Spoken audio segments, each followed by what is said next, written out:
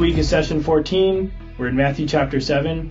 What are we talking about? Yeah, so in Matthew chapter 7, towards the end of the Sermon on the Mount, Jesus gives an illustration, a really good picture of how we are to respond to what we hear from him, what we learn, and what we're being taught. And it's a familiar story probably to most of us.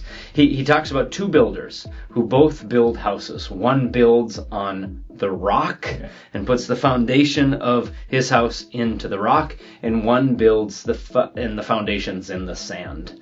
And he says this. He says, the wise man builds his house on the rock because the storms come and it beats on the house, but it doesn't go anywhere because it's in the rocky foundation. And then he says, but the foolish builder builds on the sand and the house is destroyed because it's not a good foundation. And what he says in this story is that foundation is comparable to hearing the word. Both builders hear the word. Both people hear the word. But one of them does the words. One of them acts upon what he has been taught. And that is the wise builder who has his house on a foundation. So that's the picture we're given. And there's so much to this. It's in James chapter 3 where it says, be doers of the word. James 1, be doers of the word and not hearers only. Same thing. So why do you think Jesus makes that distinction between hearing the word and obeying the word? And then what does that look like in our lives? It's a great question, because you would think, well, this is simple. I read something, I'm supposed to understand the word, and it's very necessary to learn and grow and study and understand. But that's the easy part. We just sometimes think of it as the hard part.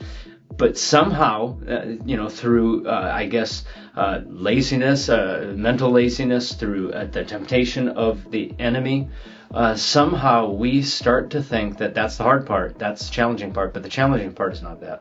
It is actually to put into practice what we have been taught by Jesus.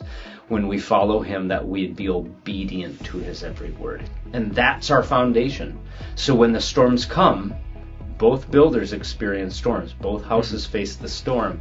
But when the storms come, our foundation is rooted in obedience because we're going and we're doing. And that's really the key component to the lesson. So it's not just knowing the word of God that provides safety in our lives, but it's actually following it and living out what he says. And safety is a key word there, because God desires that we be obedient, not to earn his love and his favor, not to earn our salvation. We can't do that. We're saved by grace through faith. Right.